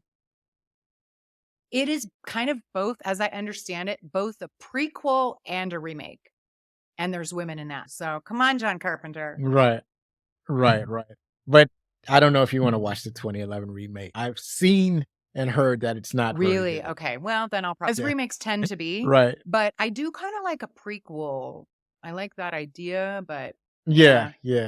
I loved the scene. Probably my favorite takeover scene is when they're trying to figure out who they think, I forget who, but they think somebody outside, they think that he's turning, that he's the thing. And what's his name? Norris. We're kind of shown like he's out of breath and we're shown there's something going on with Norris. And then he has a heart, seemingly collapses and has a heart attack. So they bring him to the medical area, and Dr. Copper is trying to resuscitate him with the whatever those things are called. The things you rub clear. Right. Whatever those things right. Those things. Yeah, I forgot what those things. Those electroshock thingies for the paddles, reviving a patient. Anyway, so he's trying to revive Norris.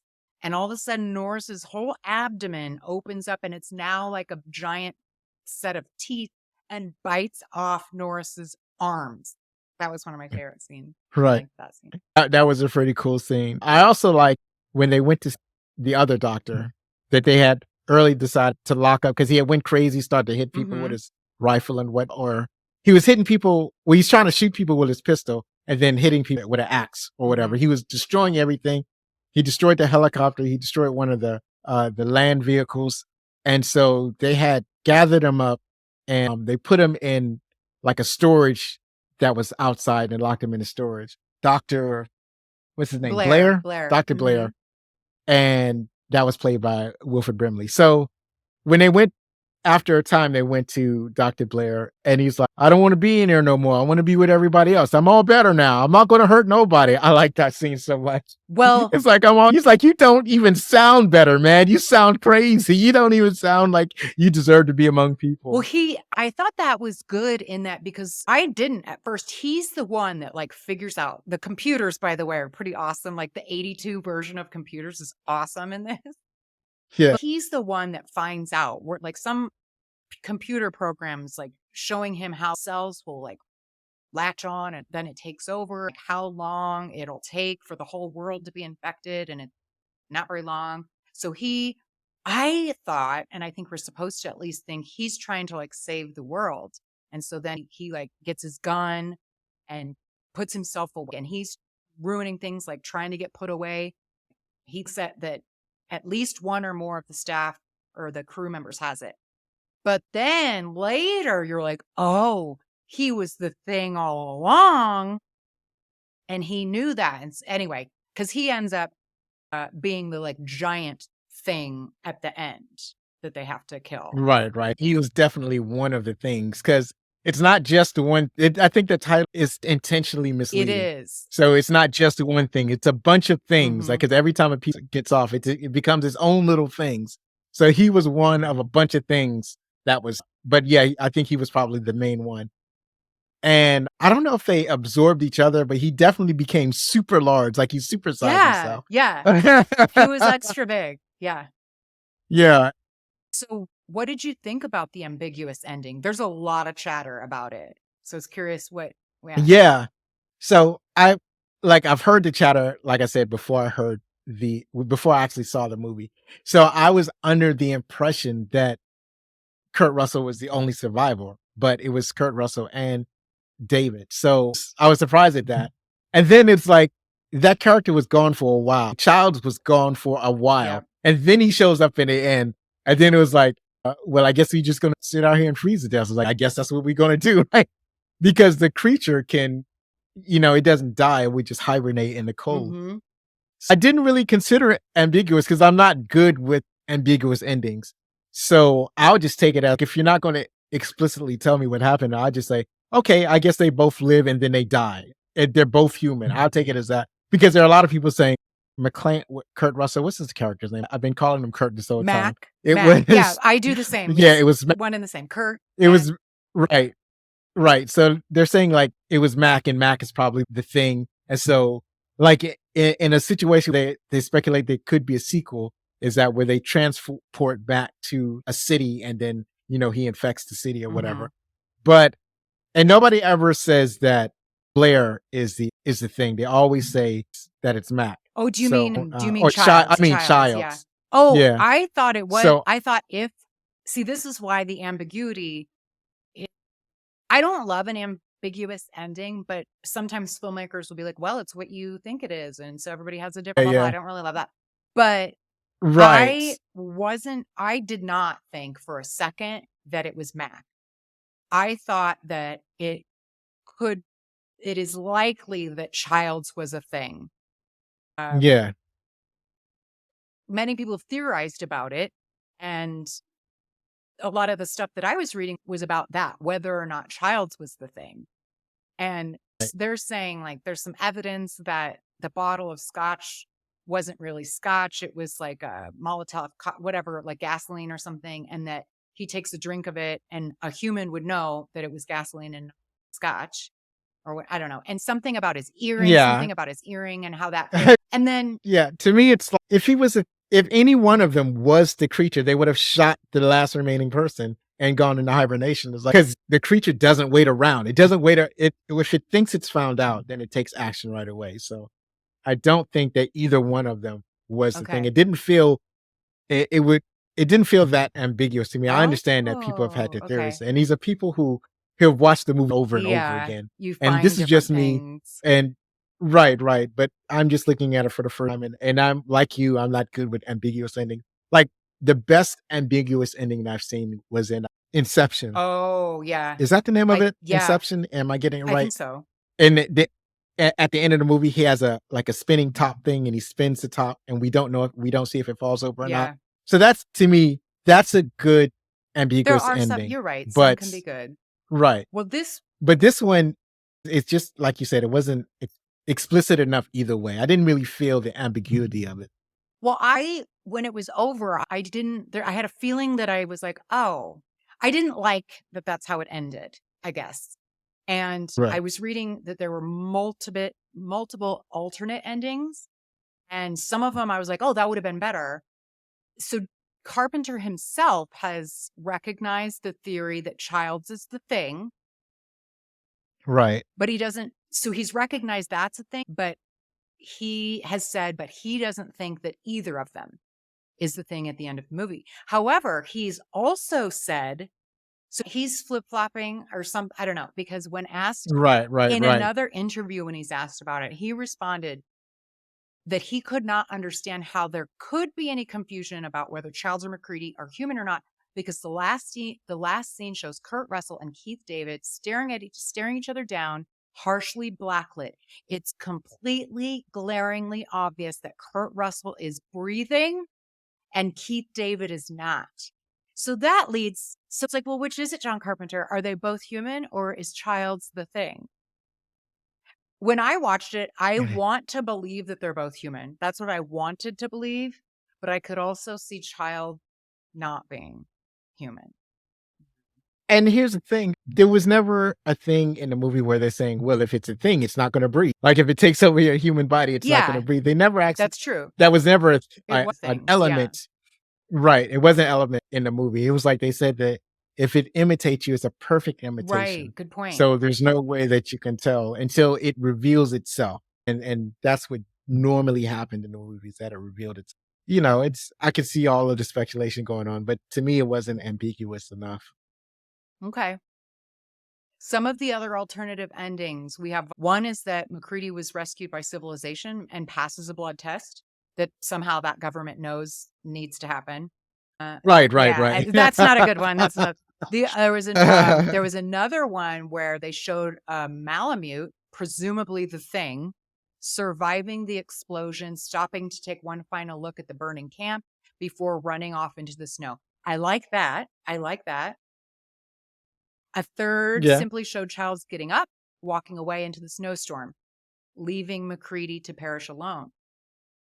Which, yeah, that would kind of go in favor of Childs being the thing. Anyway. And Yeah. another was that they committed suicide with a stick of dynamite, which I also buy. I would do, if I were them, that's what I would do. Yeah. I wouldn't want to like freeze to death.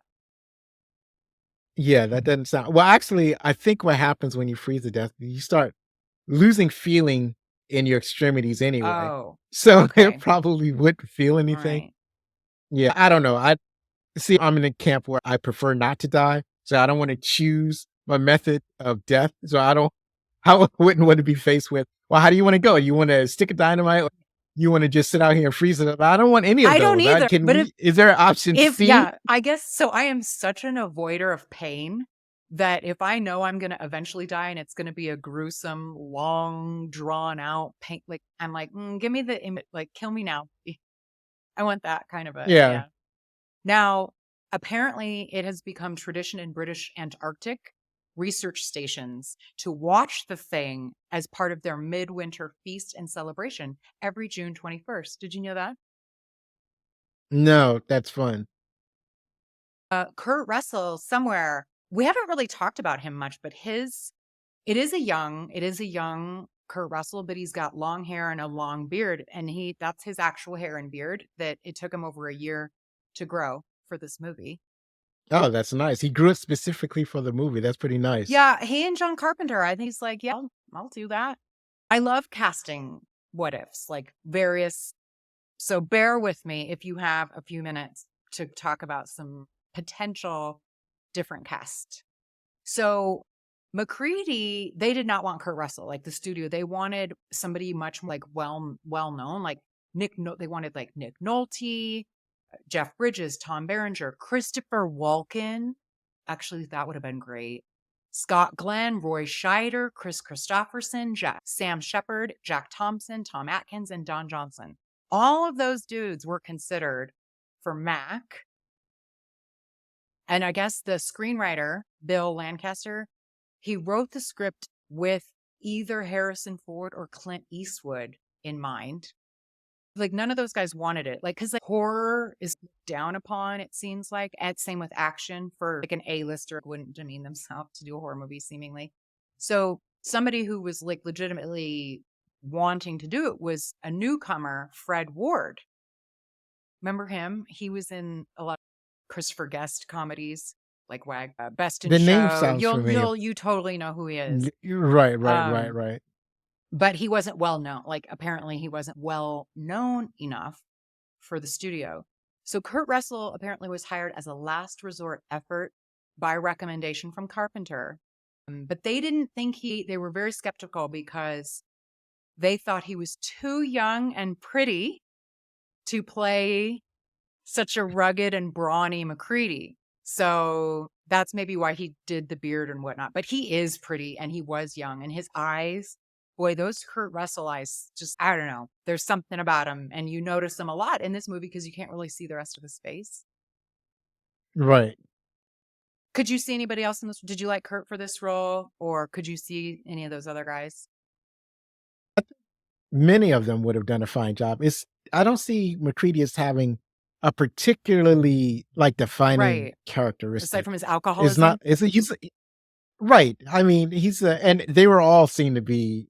They liked it. They liked the Yeah. liquor, and I think that he just has a good like everyman Yeah. persona. And I think most of the people that you mentioned has a good everyman Mhm. persona, like Harrison Ford or Clint Eastwood. They all have a good like regular guy type everyman aesthetic. So Yeah. I think that either one of those actors would have done a fine job at the role. I agree. I could It's see a just lot of something that those. I could actually see most of those. Not Don Johnson. I don't think yeah. not Don Johnson, but Christopher Walken is one I would have loved to see, but he's not an everyman. He has a very specificness to him. But that would have been interesting. But I love Kurt. I love Right. Kurt. Right. Well, Christopher Walken has a kind of ruggedness to him, so I think he can affect hmm a rugged character. And you're right. Don Johnson is the weakest hmm one of the entire group that you mentioned, but he could probably pull it off. He could probably. He's an actor. I expect actors to know how Yeah. to act, so I Fine. figured that he Hey, could. how about that? Because that's the thing about when people are fan casting, they're like, well, I don't see him in his role because, they don't have red hair. And I'm like, well, they can dye their heads red. That's Exactly. what they do. That's what makeup is for. Yeah, that's such a dumb, no kidding. Agreed. Yeah, I see a lot of that a lot when people are fan casting. But in this specific role, I don't really feel like there's a specific enough characteristic that Kurt Russell brings that it could only be him to this particular character. hmm I also remember that Kurt Russell had screen tested for Han Solo in Star Wars, and Oh. that would have looked good. I wouldn't have mind Ooh. seeing Kurt Russell as Han Is Solo. Han I think Solo that would have worked as well. Harrison Ford? Okay. Yes, that's Harrison Ford eventually took that character. They weren't even really looking at him as taking that role. They only really brought him on to read lines off against the other Okay. actors they were Because he casting would have been a little as like young, Luke Skywalker, right? Princess Leia. No? No, I think they're around the Okay, same okay. age. Kurt Russell and Harrison Ford, because he was a lot younger. I think maybe he's like a little bit younger. Maybe he's like 29 and Harrison Ford was like 33 or Got something it. like that. Not, But yeah, not they're around the same similar. age, I believe. Okay. Yeah. So some other ones. So for the Gary role, like the captain guy, apparently Yeah. alternates Lee Van Cleef and Isaac Hayes, that would have been different, were considered, since John Carpenter had just worked with them on Escape from New York in 1981. Right. Isaac Hayes also was considered for the child's role. Same with Mm. Bernie Casey, Jeffrey Holder, Ernie Hudson, and Carl Weathers. Right. He was going through all of his favorite black actors. He was. Now, I do like Carl Weathers, but I don't know. I don't see him for this. What's surprising to me was that I used to think that Carl Weathers was an actor, like he was kind of some dude that they found to, I don't know. I don't know what I was thinking. I guess because I never really watched Rocky. It's like I sort of kind of was lazy through it. So I did the movie We're gonna Rocky have to on we're gonna my, have to remedy that. yeah. So No, here's what happened. Here's what happened. I knew of Rocky. I always thought that I watched Rocky, but as it turns out, I had not watched Rocky. And then I did Rocky for the yeah. podcast, and I watched Carl Weathers. It's like, oh, he really can act. He really is an actor. As a matter of fact, Carl Weathers would complain about Sylvester Stallone's Mhm. acting. That's what he was. Yeah. He was like, "Can you give me a real actor?" Yeah, he would say, "Could you give me a real actor?" Because I was like, "Oh, he really is an Mhm. actor." And now I see he's in Star Wars, that's right. in The Mhm. Mandalorian, and he plays a character there. And you really get to see his acting chops in The Mandalorian more so than you got to see in Mhm. earlier movies. And it's a shame because I feel like you didn't really see enough I of him, know. right? As many of the other actors, like Isaac Hayes and Bernie Casey, is it Casey Bernie? I can't Bernie remember his name. Casey. Bernie Yeah. Casey. I feel like I've seen those actors a lot more than I've seen, Apollo Same. Creed. I mean, because he was Apollo Creed. Like, it's hard to. He was in Predator, but Yeah, then he was in it Predator. I feel like it's really hard if you're like an iconic character in a movie. It's kind of hard to branch out of that. But Right. Brian Dennehy was also considered for the role of Dr. Copper, and Richard Masur turned down a role in E.T. to do this movie, and so he's probably totally kicking himself. Yes. It was actually filmed in LA, with the final shooting taking place in northern British Columbia. And the town, Stewart, the town of Stewart was chosen as the main location because it apparently is considered the snowfall capital of North America. And the sound effects of the Antarctic wind was recorded actually in the desert outside of Palm Springs. I thought that was interesting. Ah, Mhm. yeah, that is. Now, Entertainment Weekly ranked this as the 12th scariest movie of all time. Do you agree? What do you think about that? Well, I'm not a proper judge because, as I said, I don't watch a whole bunch of horror movies. I mean, it was somewhat thrilling, but I don't know that it could be. It's probably not the scariest movie that most people have ever seen. Yeah, I But kind of thought like I so said, too. I am not. Right, right, right.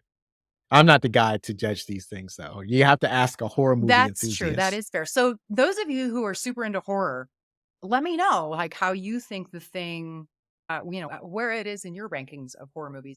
I enjoyed it. I was not super scared at all. I did like the effects. Maybe like again, some of it might be us watching it now, but if we had watched it when we were like a kid in the 80s or something. Apparently, John Carpenter's next project after this was supposed to be 1984's Firestarter, but he lost that gig because The Thing did so poorly at the box office. Ah, it's gotta hurt. Yeah. Oh my gosh. Okay. Well, okay. So The Thing is a major departure from the movies that we've covered so far on Retromade with Kurt and Patrick. So I'd say it was a fun change of scenery. And while I very much want to visit Antarctica, like legit want to do one of those Antarctica voyages, I definitely don't want to go to escape the thing. So we now return to present day reality until the next Retromate episode. Zoe, such a pleasure. This was so much fun talking about 1982 with you and the interesting journey that the thing was for both of us. Do you have any closing thoughts or places that we can find you? Well, my closing thoughts as to The Thing, it's a movie that you asked me what movies I want to watch. I was like, well, let me watch The Thing since I've never seen it. People have always talked about it and I've never got to see it. So I'm glad that I got to see it because now now I understand the movie that so many people were talking about when they talk about watching The Thing. So I'm glad that I was able to watch it. So thank you for that invitation. And as far as where people can find me, you can find me at the website at backlickcinema.com. That's where I have all of my links and whatnot. And specifically, my Twitter/TikTok is at Backlick Cinema. Now, not a lot of stuff on TikTok right now, but now that I'm ramping the podcast up, I'm going to start doing some original content Ooh, for how fun. TikTok, at least for as long as the government allows it. Yeah.